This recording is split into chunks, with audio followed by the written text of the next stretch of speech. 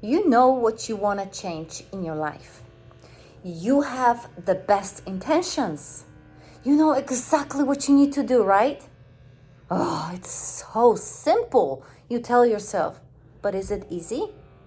We all know that it is not. Or maybe it's just me who thinks that the actual change is so hard. I swore to stop eating chocolate, yet I found myself licking my sweet brown fingers and wondering how an empty chocolate candy wrapper found the way to my hands. And a mystery to solve, right? What happened to my candy? I didn't even remember putting it in my mouth. I was committed to daily 30 minutes gym time on my way from work. And yet, I would forget my gym shoes or my clothes, or I forgot to turn left and it was too late to turn around at the next traffic light, right? Now I need to make a U-turn. I need to create a chaos on the road. I missed 30 seconds turning the wrong direction. Besides, I have no time. I have so much to do at home. Excuses, excuses, excuses. I intended to take a proper lunch or dinner break and eat at the table. Yet, I found a crime scenes with breadcrumbs all over the car seat on my 5 minutes drive, or on my keyboard on my computer, or on my couch. And I definitely decided not to check my email or social media feeds, and I found my face lit by a pale glow of bluish screen light at the wee hours, tired, yawning, and not believing that I wasted another 2 hours of my day staring at the screen instead of living my own life. And not to mention, my resolution was to work from home in a career of my choice 10 years in a row, guys. Yet avoiding crazy drivers from cutting in front of me and staring at the miles of 5 lanes of standstill traffic on my way to an okay job that, didn't make my heart leap with joy and excitement. Just another day at the grinding mill and unsatisfying tasks. What is it that you promised yourself, you decided, you swore not to do, or sworn to do, or committed or resolved to change? And maybe you even tried, and yet the change didn't stick. You found a drink or a cigarette mysteriously appearing in your hands, right? Or your TV, smartphone, tablet on, and you're surprised, right, that it's on, and you scroll or watch it. Or maybe you try to find an inner peace and committed to meditating, but you couldn't sit still for 5 minutes and just breathe. So today's topic is about 5 easy and simple steps to change for good. Hi, I am Ela Badura. I'm a certified high performance coach and an author. Self-development, psychology and spirituality geek. I am here to help you create a more joyful life. You're about to learn 5 steps that will help you achieve a change, no matter what kind of change. When you follow those steps, you will not feel guilty, bad, or ashamed of your bad habits. You will feel good about the changes that you make. You will trust yourself, and you will actually make the change happen. You will enjoy your life, yourself, and others, and you will have a successful and joyful new life. So, we are so silly. We think that we are in charge of our lives. We think that we control our minds, but we do not. Studies show that almost half of what we do is done unconsciously. It's habit. Our brain is just so proud of itself and its efficiency to create shortcuts for us so we don't have to use our energy. Why? Why use it? What for? Let's create habits, right? It's amazing when you want to tie your shoes and not think about it, but very disturbing when you want to have a better life. And as usual, I encourage you to get your journal, your computer, even a piece of paper or a whiteboard. I don't care what it is. Just write the major point. Why? So you can memorize them better, so you can integrate it as a part of you. Okay, there is a jungle of misinformation out in the ether. Habit building in 21 days, 62 days, 2 months. Have you seen those? I bought into them. I believe that in 1 or 2 months, I will change my life. Oh gosh, I will stop my old bad habits. I have a strong willpower, and it didn't work. It was frustrating, annoying, infuriating. I felt like a loser. Shit, back to my old bad habits again. Why even bother? I would just quit trying for a very long time, and then I would get excited again, or maybe my doctor would tell me that I should do something, or I would realize that it's time to change again. And the roller coaster ride would begin again, and guess what? It will be disappointing again. I'll be disappointed in myself again, and I would think I'll just never change. It's because I didn't know those few simple steps. So here we are. Get ready, set your pants, and let's go. Step 1. Tie your reasons and your whys to a village. What? Okay, farmer dork. What a nonsense. Just when you thought that you maybe can trust me with some solid wisdom, I come up with tying your reasons to a village. Know why you want to change some old pesky habits. Your why must be strong, but it is even stronger when you tie the outcome of your change to people, to institutions, country, world that you care about, so-called your village. For example, let me explain it to you. You quit smoking so you can kiss your beloved passionately. Or you stop drinking in the evening so you can take your kids to a playground at the nearby park. You don't drive recklessly because your pets will not understand why mommy or daddy didn't return home in case that you were in an accident or you are in jail for driving while intoxicated. Or you eat healthy or exercise regularly because you want to be strong for your aging parents.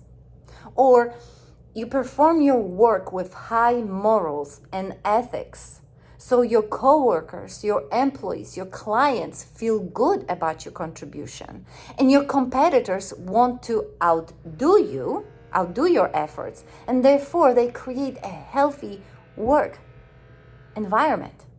You don't dump the trash on the side of the road because you want the planet to be healthy. So I think you got the point. So what is your reason to change? And who or what is your village that will benefit from this change? So that was step 1. Step 2, hone in on your triggers. Know in advance what triggers your old, pesky, unwanted, and habitual behaviors. And be very specific. Hone in on them, really hone in.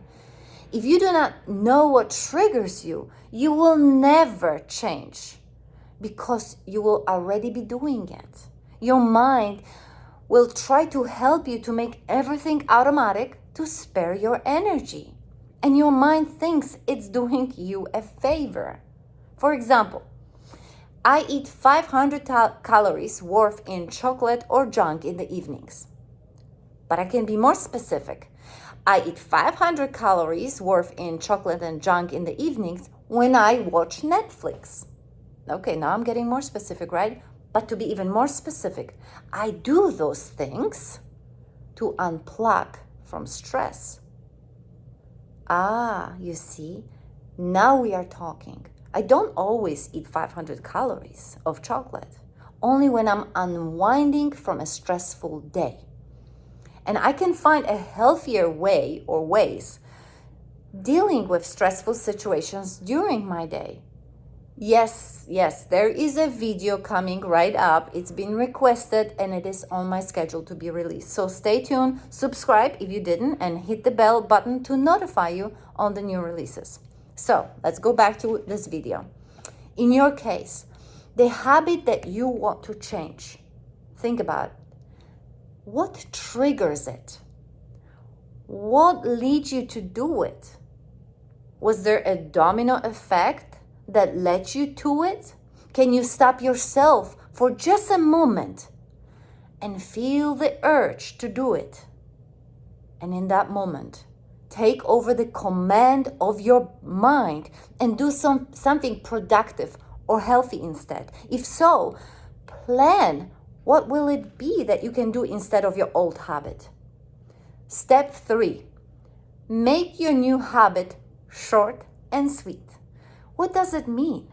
It means that it is best that you take tiny step or 2 steps that will avalanche into some significant change down the road. Your tiny first step doesn't take longer than 60 seconds. Because if it is longer than 60 seconds, forget it. Because your marvelous brain will feed you with millions of previous data, of previous reasons, and will hack even your best intentions. It will hijack you.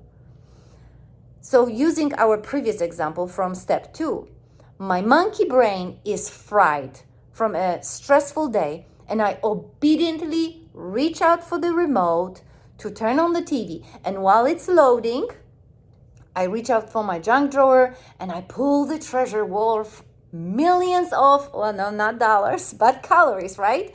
So I want to change that habit. So what can I think that would take only 60 seconds or less? Ooh, I know. I put on my shoes and a leash on my dog. I grab my keys and I go for a walk. That's already 3 steps under 30 seconds. Doors closed already. I don't know my next step. It could be just strolling, maybe running, maybe allowing my dog to sniff the bushes, maybe stopping to talk to my neighbor for the next 20 minutes, or maybe I will take a dog for a ride with me. But you see, I took step 1, 2, 3, and I got out of the house. No TV, no junk, and the stress melted outside like a snowman in the spring. All right, step 4, practice mastery and celebrate yourself. I love using athletes' examples because they are high performers and masters of their skills. And they are our models to imitate. Let's say you want to beat someone on a tennis court. You don't just watch a game on a sports channel and decide, oh, I will win the game. You better practice and practice daily, consistently, practice all the details. Just saying, oh, I will practice serve is not enough. You need to practice pitching the ball correctly up in the air. You need to practice standing correctly, holding your racket, moving your body, hitting the ball. Practice what you will do after you hit the ball. You see why athletes are good? Because they practice when no one is watching. They practice details. They practice when it rains or shines. They practice when they don't feel like it, when they could be doing other things. Become a master of your new healthy habit. And what are the athletes surrounded with? Coaches, other athletes who support the same mission. So if you want to quit smoking, don't go to a sport bar where smoking is allowed and everybody thinks of cigarettes. Go out with people who don't smoke. If your intention is to exercise, don't hang out with couch potatoes or excuse makers. You can do other things with them. But meanwhile, find and join a different flock that will support your new intentions. And remember, be mindful to notice your progress and celebrate your successes. Let's say you notice that you consumed half of what you normally would. Notice it. Acknowledge it. Give yourself a pat on the back. Smile about it. Because, even smile or fist punch or high-fiving yourself in the mirror, these are all forms of celebration too. Not just new Lamborghini. I'm just kidding. I wouldn't even buy it. I would get in and probably would not get out. It's way too low for me. I have way too long legs. Final step 5. Resist no evil. Ha! You knew that I will dive deeper into spirituality, didn't you? You probably heard that before. Resist no evil. New Age equivalent is what you resist, persist. Your old habit was born one day in the past. It was usually under the influence of trauma, fear, pain, hurt, neglect, rejection, depression, maybe your anxiety. Your mind did an excellent job of protecting you from pain, from masking it, suppressing it, repressing it, coping with it, numbing it, providing you with some sort of relief. And as a consequence, creating a shadow self, something to be ashamed of, to feel guilty about. And by the way, guilt is what you did. Shame is what you are. That's a big difference. It asks for a better explanation in another video. So back to this one. So you cope with your repeated pain or discomfort, creating a habitual band-aid. And now you hate it. And you are angry at yourself or ashamed of yourself that you can't stop it. You created a monster and now you hate that monster. The shadow self will only grow bigger and stronger and more persistent the more you will try to fight and deny it. And you know why? Because it is a scared child. It is a part of you who only wants to be recognized, accepted, acknowledged, integrated, understood, loved. It is a fragment part of your soul born from pain. It is a broken part of you and it needs healing. Recognize that part. Be kind to that part. Be kind to yourself. Love yourself no matter what, because there is no evil. You are not evil. You did or do what you did or do to put a band-aid on your soul's wound. You may not have known how to deal with it better before. But today it is time to embrace your wholeness. Become whole with good, bad, and everything in between, and heal it. Integrate it into your own heart and transmute it. Reach out for a journal. Ask your loved one for gentle help. Reach for a therapist, for a healer, for a coach. Go within, forgive, love, and heal your inner child. It is only when you learn how to love and forgive yourself that you will be able to truly love and stop judging others. When you are ready, let me teach you how. And a final note, plan how to get back on track after you fall, after you slide backwards, after you slip up, after you fail. And you better count on that. Even the most disciplined person falls back for a day or two. So again, be kind to yourself in those days and tell yourself, I am doing it again. It is okay. I am okay. I just slipped. I am still worthy though. I am still good. I am still succeeding. And I am not going to eat a whole cake just because I took one slice when I promised myself not to eat dessert tonight. I will freeze the rest. It was a good slice. And I am proud of myself that I noticed that I'm doing it. And I am proud of myself for freezing the rest of the cake. And what I am even more proud of is that I am not blaming or shaming or making myself feel bad about my mistake. That shows my compassion for myself. It doesn't matter what others think of you.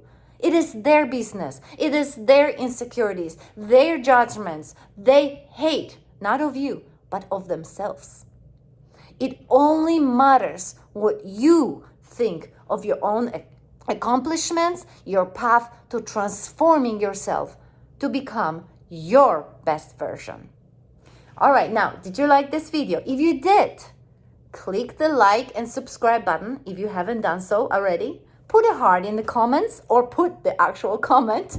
Do you think that this video will help anyone that you know? If so, send it to them by clicking share or copy the link.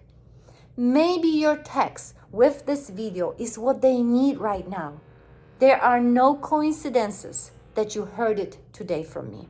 And finally, if you need more help, check out my other videos. Sign up for a free strategy session and come to my free workshop, Hit the Ground Running, on Sunday, January the 8th from 6 to 7:30 p.m. And if the registration for this event on my website is not up and running just yet, or it gives you trouble, just shoot me an email at Ella, E-L-A, at joyfulnewlife.com, and I will send you a Zoom link. So that's all for today. This is Ella Badura helping you transform your life. Thank you. Bye.